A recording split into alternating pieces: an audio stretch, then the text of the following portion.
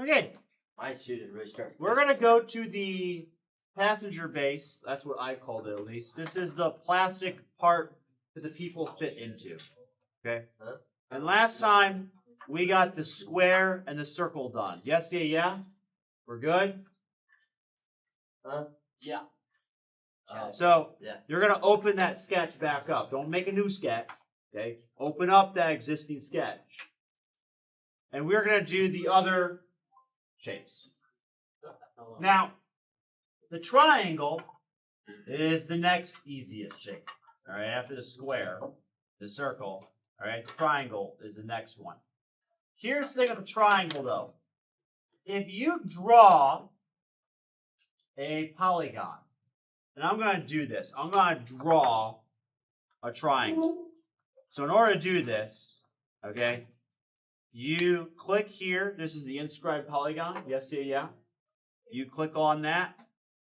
The first click that you do places the center. Don't have it automatically constrained to anything. So make sure your cursor is not like automatically aligned with something else. Just place the center. The second click places it kind of is basically determine how big it is. Okay. And then the third click, you actually move your mouse to like basically scroll. See how many sides there are? And we want 3, and you'll just click. So I have a triangle. We understand? Yes, yeah, yeah? Yeah? Yes. I usually get a triangle drawn. Now you could do this with just lines. You could draw 3 lines that are connected, and then you could make them all the same size. And that's really not that hard. But imagine you had more than 3 sides, right? Like a pentagon. A septagon. How many sides does a septagon have? 7. A nonagon. 9. Okay? You get crazy, right? You don't want to have to make every single side equal. Like that would take forever. It'd be tedious. So this polygon tool is nice. Now if you look at your shapes, I think it's pretty clear that one side of the triangles is perfectly aligned vertically. Do we see that? Yeah? Yes?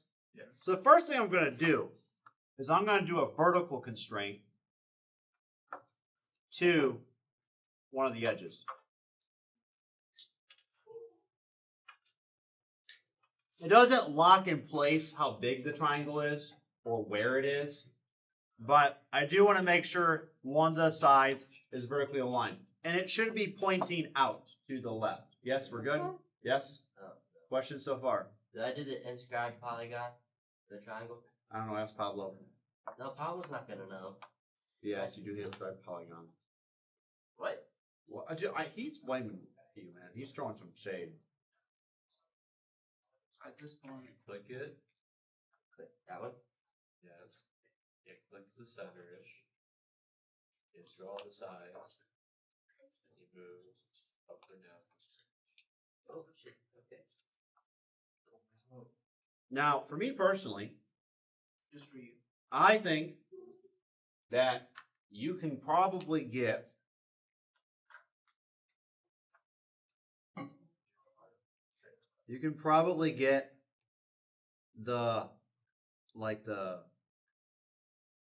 well, you're going to have to do some ballparking with the calipers. But you can probably ballpark how far that vertical edge is from the wood. And that's what I'm doing. I'm getting about 18.7. So the dimension that I'm actually doing, I'm actually dimensioning that right there. And I got about 18.7.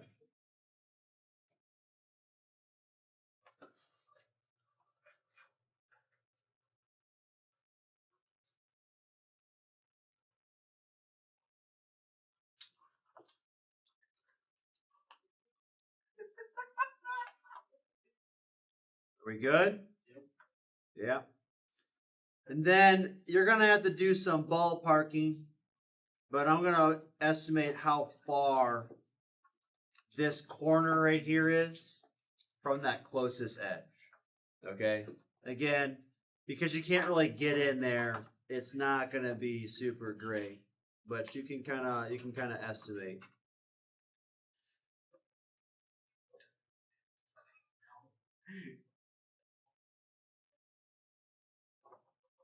I don't know.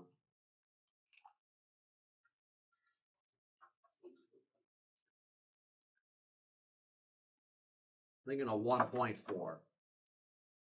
It's not gonna be perfect. We can't really actually get the calipers in there, but I'm gonna go with 1.4. Okay. So at this point, all I really need to do is determine how big the triangle is. And for me, I am going to say that I'm going to actually not dimension its size. On here, I'm going to actually dimension the person. Make sense? Yes, yeah. So I know that some of the lines are black, but actually we have not in any way indicated the size of the triangle. We've just locked in place like this corner. Okay, are we good so far, I hope? Yeah. So when you measure the size of the triangle, the way to do this is to have one side flat against the teeth and the other tooth touching the point. Yep, yep. And you're going to get a number. I'm getting about 14.1. And so that's like the quote-unquote height. Mathematically, we would call that the altitude. 14.1. And everything should be black.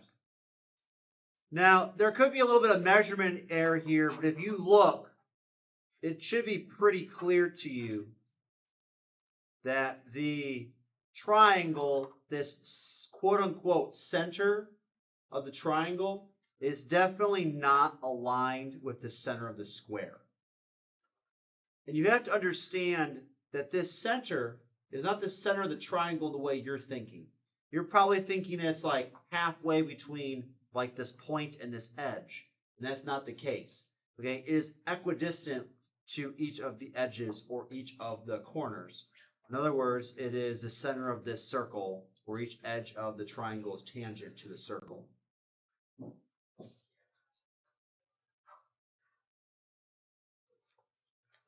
So that center, we actually cannot align it with the center of the square. It would not work out, okay? Because it's not really the center of the triangle. Are we good? Maybe, I hope. Yes. Okay. Do you have any questions before we move on?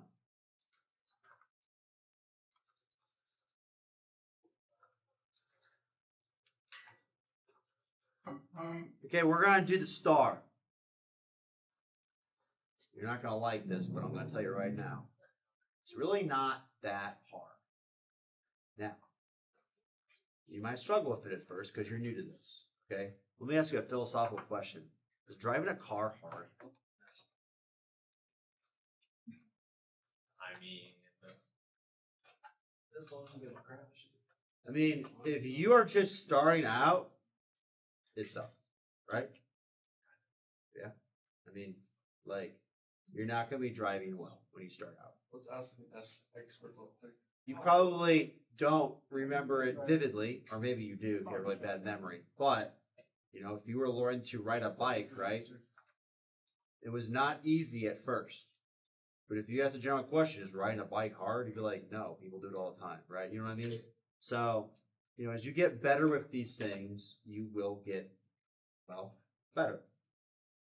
Are you doing different? If things are really scuffed, like you clearly have some constraints or whatever messed up, I'm going to tell you that 95% of the time, just delete it and restart. If you are not good enough to figure out how to do it right the first time, you probably aren't good enough to troubleshoot when there's 15,000 constraints, right? Like, it's harder to fix something that's broken than it is to just do it right the first time. So if you messed up, you're probably not going to be able to fix it. So like just redo it, right? Pay very close attention to any constraints being automatically applied as you sketch things. Avoid automatically applied constraints when you don't want them. We understand? Yeah? What's going to happen is some of our drawing is going to involve drawing lines. And if you draw a line that's very close to being vertical or horizontal, and there's a snap to vertical or horizontal constraint, you're going to hate your life. If you draw two lines that are very close to being tangent or parallel or perpendicular to something, and you do not want that constraint, you're going to hate your life, and you're going to have to delete it and redo it. So my recommendation to you is be very diligent as you're drawing lines that you do not have snap to constraints. One thing that I do is, if I start getting one, I deliberately draw the line a little more skew or quote unquote wrong to avoid the constraint that I do not want. We understand this? Okay. We are going to draw a pentagon. So we're going to do an inscribed polygon. How many sides does the pentagon have?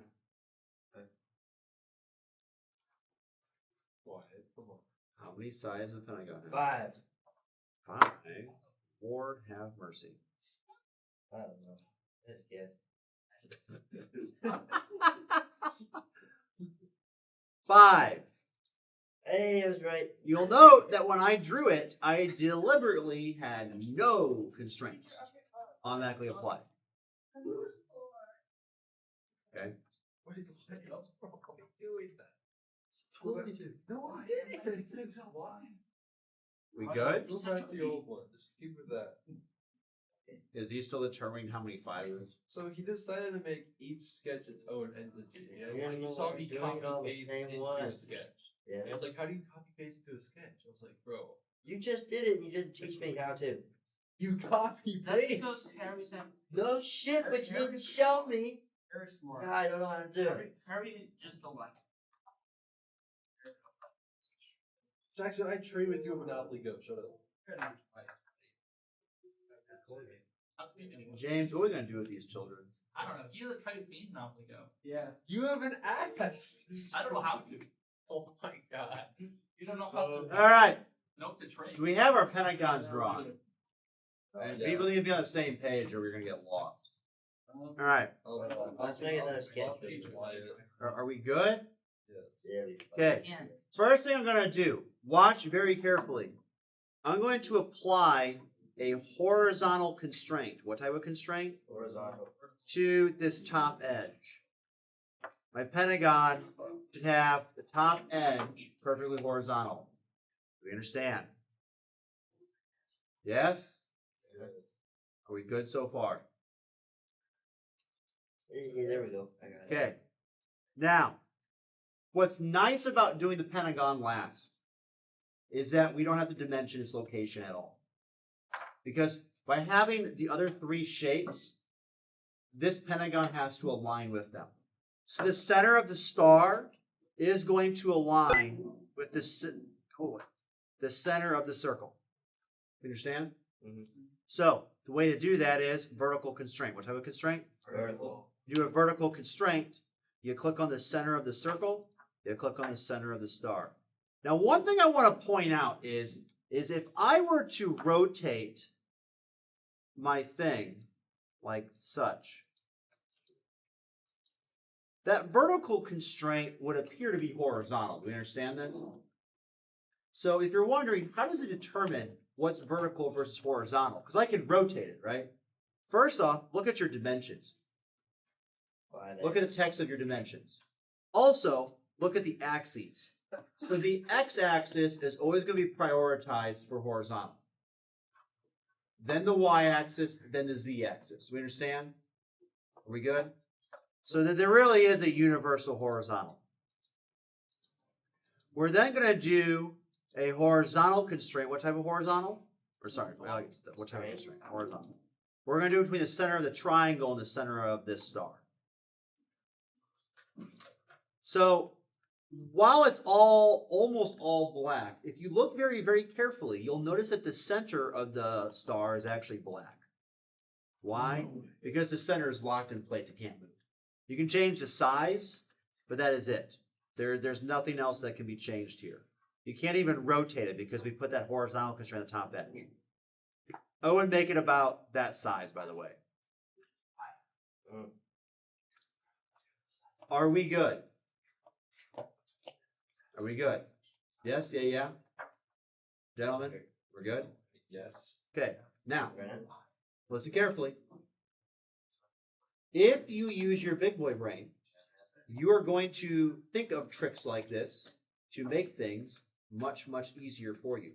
Yes. So what I'm going to do to help make the star drawing go a lot smoother is I'm going to draw a circle that starts on the center of this pentagon and goes out like this. Which? We good? Yeah.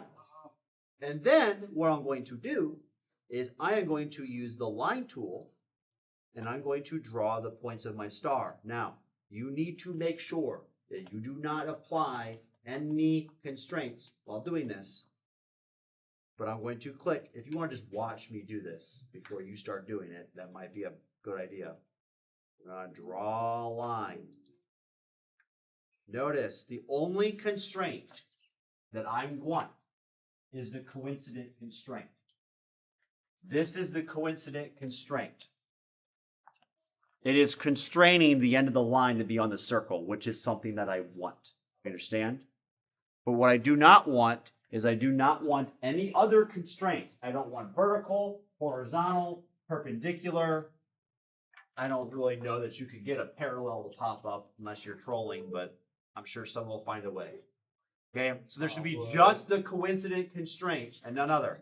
So I'm going to click, and then I'm going to click.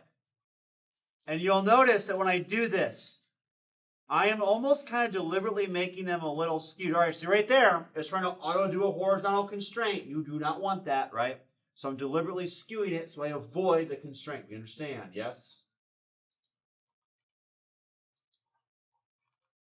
Okay, and it's going to look a little sloppy, and that is because I am avoiding constraints. See, there's a perpendicular constraint.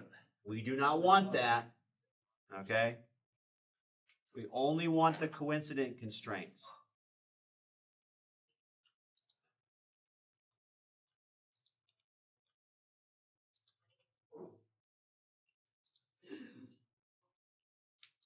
And you have your 5 points. I do not care that they look the same. We will use constraints to make them look the same. But we want to apply our constraints manually. We don't want any automatically applied constraints.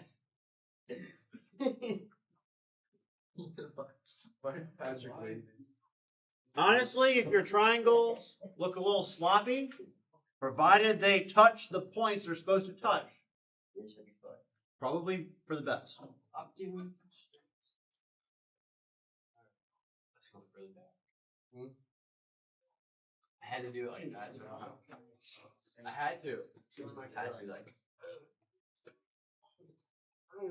It started out really good and then Dude, I had to do that chocolate and peanut butter. it's Nutella. So just chocolate and peanut butter. It's chocolate and Okay. hazel spread. Hazelnut spread. Questions? Questions? I'm gonna kill hair. No questions. Okay. Now, the obvious starting point for constraints is we want all of these lines to be the same length. Now, my recommendation for you, this is just me, so that you can mentally keep track of what you're doing, I just like to start top left and go clockwise. So I'm going to set this one equal to this one. Are we setting a size first? No. And then I'm going to set this one, I'm going clockwise now, this one equal to this one. So I'm always setting it equal to the one before it. And then I'm going to set this one equal to this one. And then this one equal to this one. And then this one equal to this one. I am going clockwise. And that way I don't forget any of them. And the last one you shouldn't have to do. If you try and do this, it won't do anything because, you know, transitive property or whatever thing it is in math, if this is equal to this and this is equal to this and so on and so forth, they should already be equal. You can see what constraints you apply if you click on one, okay? Every one you click on should have 2 equals. Yes, yeah, yeah?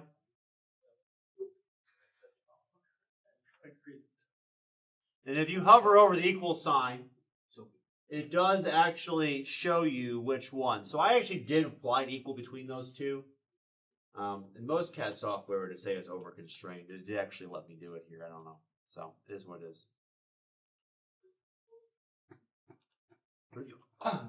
Ooh, hang on. That's on my throat. If you hover over an equal sign, it actually does tell you like what things are equal, which is kind of nice. Like it shows you in orange what things that constraint applies or relates.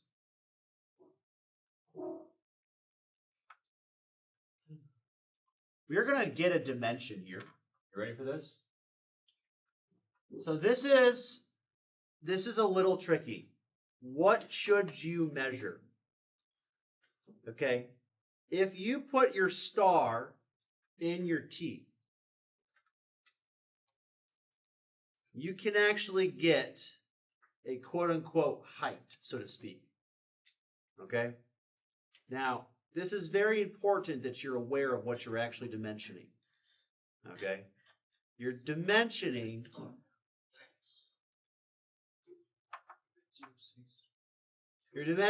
from a point to like the line touching the opposite 2 points, right? So watch where I dimension up here. I'm going to dimension from this top point to one of these lower points, and I need to make sure I drag it out so it's perfectly vertical. If you're too close, it'll be like this angled. We do not want it to be angled. We want it to be vertical. We understand? Yes, yeah? Yeah. And it's 15.1. That is not the diameter of the big circle. It is not the distance between 2 points. It is a very specific quantity. Okay? Are we good? Yeah.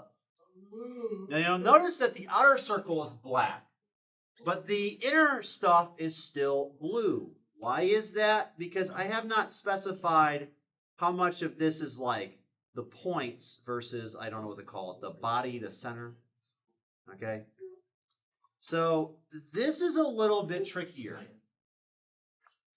So there are a few things that you could conceivably measure. Conceivably.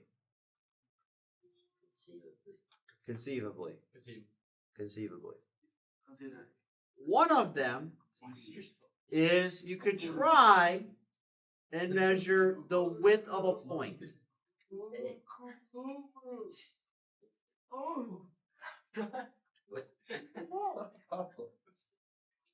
One of them is you could try and ballpark the width of a point. Okay? It'll be kind of ballparkish because the plastic is slick and just a little bit rounded. And so it can be tough to like make sure your calipers are completely like the exact distance that they're supposed to be. But that is an option. For me personally, when I did that, I got about 6.5. Okay? That was the width of a point. Another thing that you could do is you could try and use, I would probably use the whole depth thing.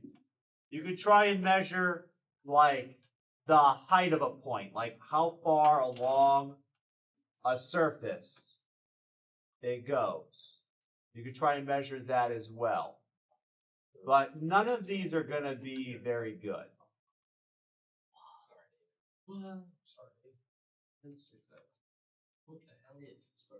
That's 5.3. Oh.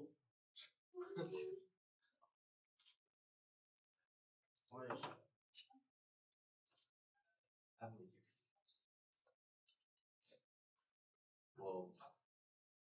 So, you know, you do you on which one you think is probably better. Just looking at it, I feel like this measurement got me a shape that looks closer to reality. But it's going to be a little ballparky no matter what you do. Do we understand? We're good so far?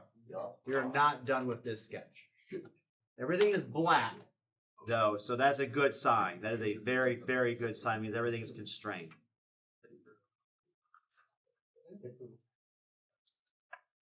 That's how it's supposed to be. Do we have any questions? But no, this. Questions? We're good? We're good?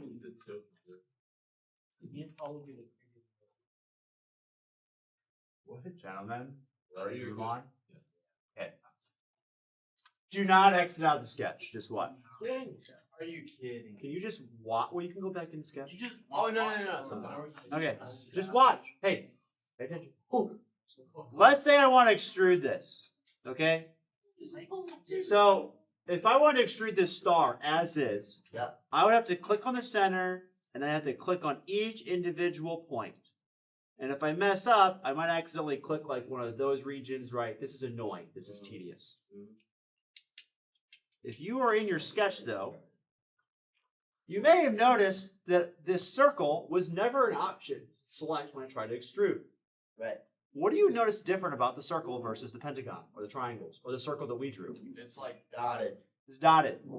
It is what's referred to as a construction line. In drafting or CAD, your objects are drawn with object lines that represent the actual objects. Your construction lines, they help you construct said objects. They are not the objects themselves. We want to make this pentagon and this outer circle construction lines. If you hover over this button next to the project button, okay, right here, it says construction. You see that? Here. So if I select my pentagon lines, and then I click on this construction button, they are now dashed. If I click on the outer circle, and then I choose construction, it is now dashed. The only thing that's not dashed is the perimeter of my star. You can now exit this sketch, and what you'll find when you click on extrude is that one click selects the star now. We good? Okay, I'm going to show you how to properly extrude this. All right, because you probably don't know. But I need you to make sure your sketch is done. Are we good so far? I hope, maybe, possibly. Yeah? All right. We're going to do the extrusion. Now, we're removing material, correct? Yep. Yeah, so I'm going to click on remove. Do you see right here how it says blind? You see that? See blind? I can't see it. Sorry. Okay, well, when you have a blind extrusion, it blindly extrudes it the distance you tell it. It just goes. But if you click on this N type, okay, you actually have options. One of the options is up to next. So that means it'll extrude or cut, if we're doing a remove, it'll cut up to the next something. Well, shouldn't we do it through all since it goes through? Hold on. Now, up to next is really good if you know for a fact that you want to go to the next thing. It would definitely work here, 100%, because there's only one thing, the back side of the plate. You also can go up to face or up to part or up to vertex, so you have to manually choose what it goes to.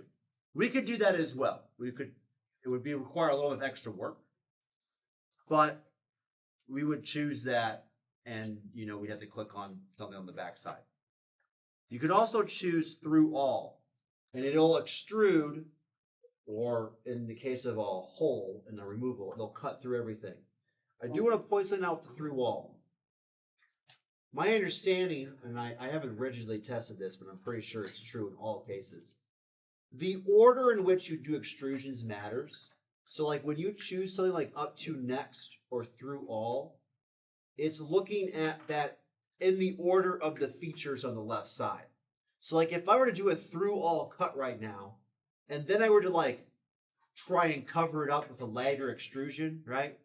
It's not going to cut through that extrusion. I have to do like another cut. Do we understand this? Yes? So the order that they are on the left side matters. I am going to do it through all. You could also do up to next. Either of them are fine. And then you just go and select your 4 shapes. It should be 4 clicks.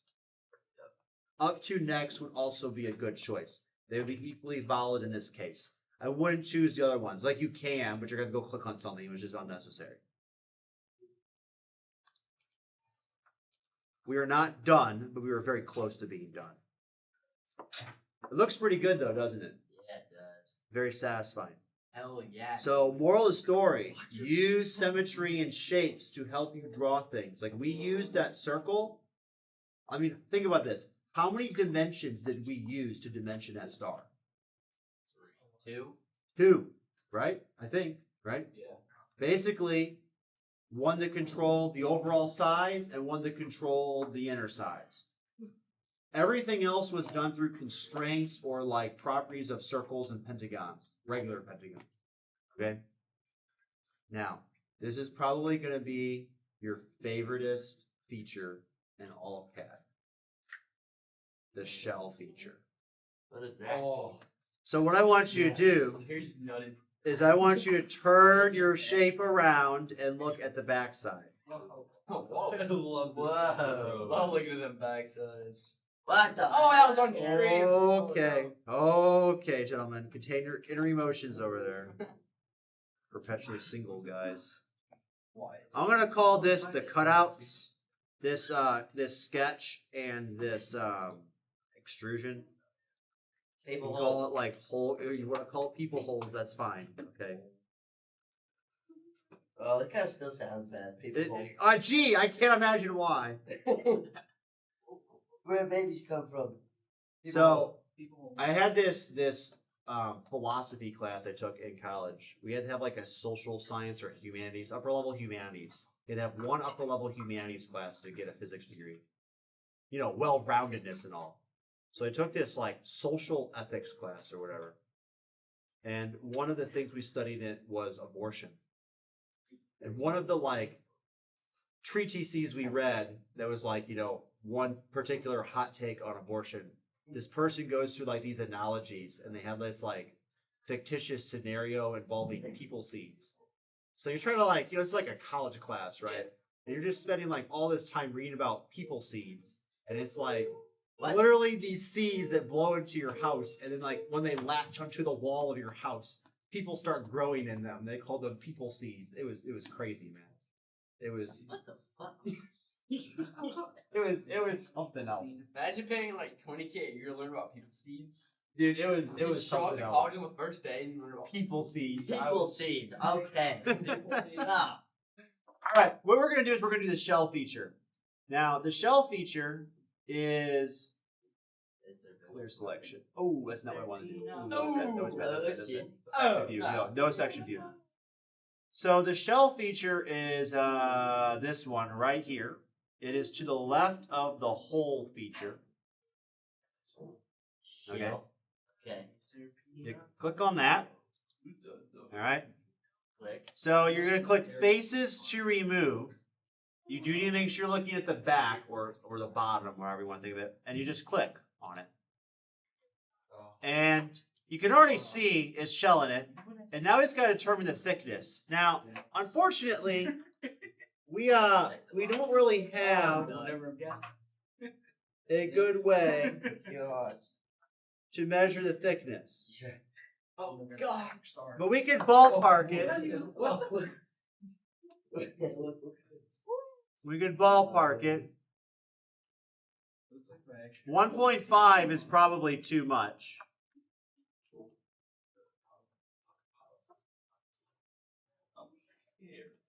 I don't know. Maybe 1 point. I don't know. I'm scared.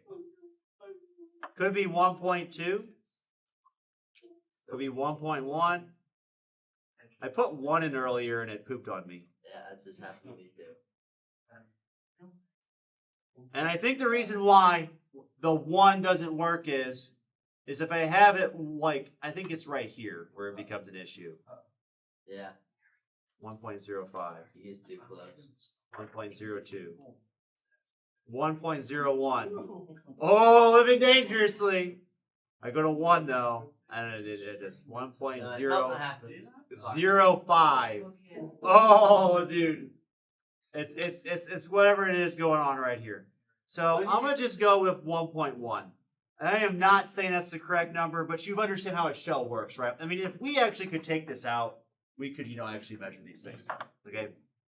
But 1.1 is more than good enough. Okay. Whoa, whoa. And it looks kind of cool, doesn't it? Whoa, that's cool. I put it on 0.0001. Did it work? Yeah. Oh, you know what? It actually might work if you go smaller. I can believe that. Like it's just barely there.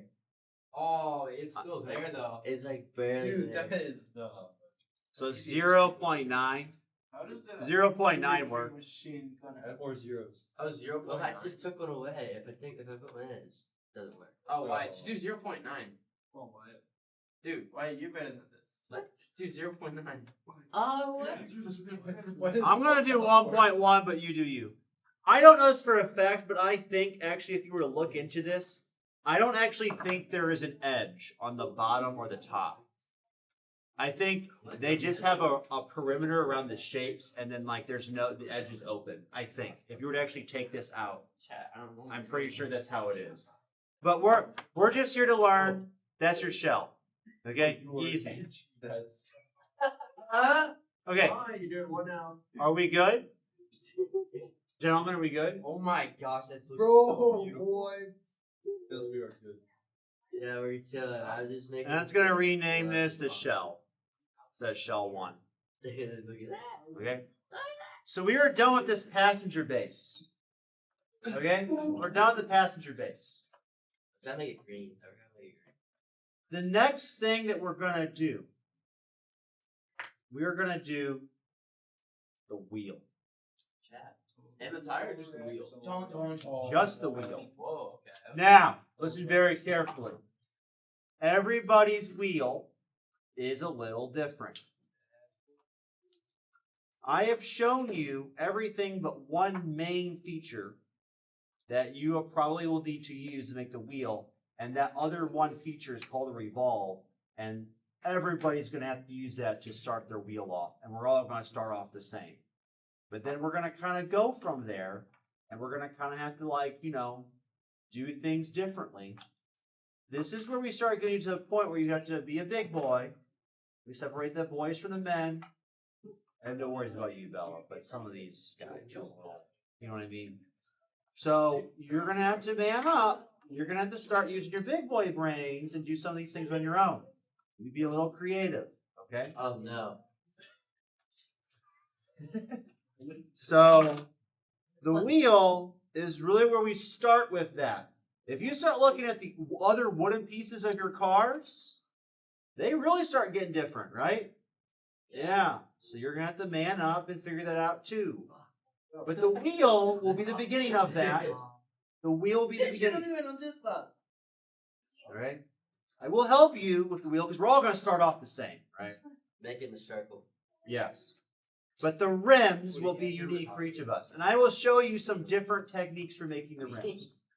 And honestly, you can do whatever you want with the rims. Like if you want to make different rims that just look cool, that's fine. Okay. I will show you some cool straps though. Put your stuff away. Make sure the batteries are popped out of your calipers. They're not full. We don't need no dead batteries. Oh, so sorry. I was psychological edging right there, man. You just like, oh, we're about to start, and then you're like, put everything away. That's good. I'm so sorry, dude. What do we have tomorrow? Put a little in. Tomorrow's a free day. Friday. Yeah, tomorrow's a free day. Catch up. Do we have Dude, Bryce Miller came into my first hour, Yeah. and everybody there was like, Bryce, take aerospace. Take aerospace with us. And Bryce just looked confused.